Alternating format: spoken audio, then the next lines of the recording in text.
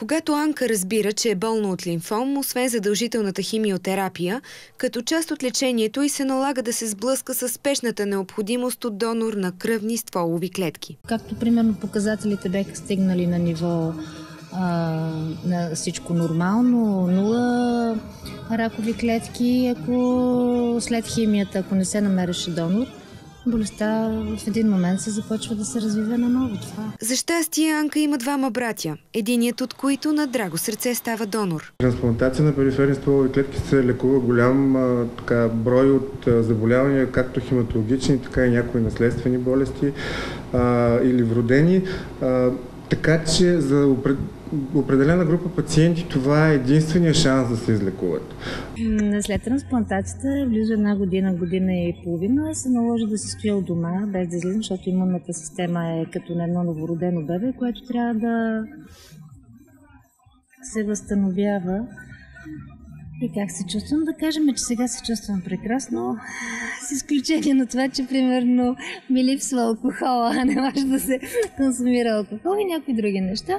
Трябва да имаме малко по-спокойно живеене, да няма много стресови емоции, положителни и отрицателни, да бъде нормално. Истината е, че живея истински пълноценно и не се лишавам от нищо, добави Анка с усмивка. Не всички хора обаче се радват на късмета да имат 100% съвместим роднина.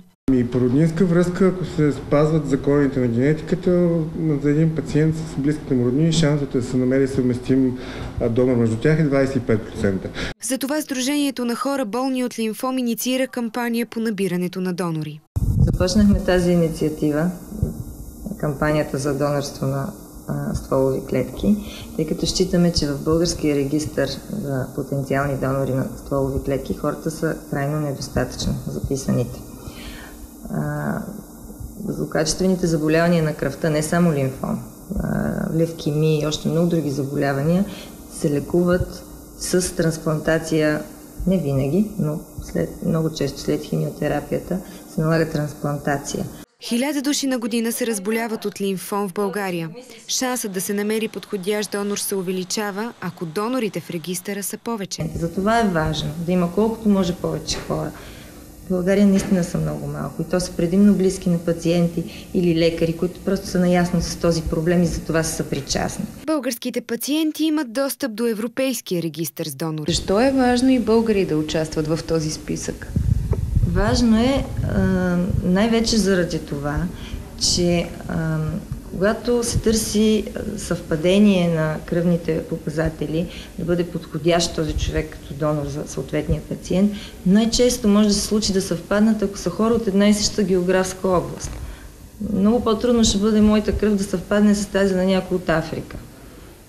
Така че ние за нашите тук пациенти, за тях е важно да има много повече хора от нашия регион, които биха могли да бъдат техни донори. Освен това... За разлика от процедурата преди години, манипулацията по даряването на кръвни стволови клетки днес е напълно безболезнена и безопасна за донора. Тъй като стъпките са няколко, самото включване се изисква човека, който желае да стане донор, да посети лабораторията по имунология на Александровска болница, подписва информирано съгласие и му се взимат около 7 мл кръв, 2 проверки. Това е стандартна манипулация и количество венозна кръв, която се взема във всяка обикновена лаборатория. По този начин донорът се включва в регистъра. Процедурата не се различава от едно кръводаряване, само че малко по-дълго като време, около 2 часа. Човекът стои на един апарат, който е като апаратите за хемодиализа и всъщност от едната вена се взима кръв, която се центрофугира, отделя се стволовите клетки и останалата кръв се връща обратно в пациента. А има ли болка по време на самата процедура за даряване на клетки? При самото даряване не. До толкова, доколкото с игла се обожда вена. Рискове за донора има ли? За самия донор не. Процедурата е безопасна.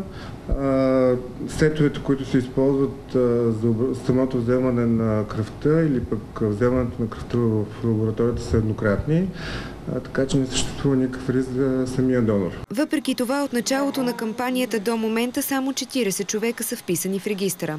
Броят на дарителите в Германия е 4 милиона, в Европейския съюз над 6. Броят на донорите в световен мащаб е над 12 милиона. Не бива хората да се замислят за донорство, защото трябва да знаят, че винаги има надежда в другия човек, който чака това нещо. Нали, ще бъде много жалко, ако човек не се съгласи и се съгласи в момента, когато вече е късно за другия човек. Случвало ли се човек да не намери донор в някакъв срок и това за него да се окаже фатално? Разбира се, че се е случвало и точно за това правим тази кампания с идеята, че ще се случва все по-рядко, надявам се.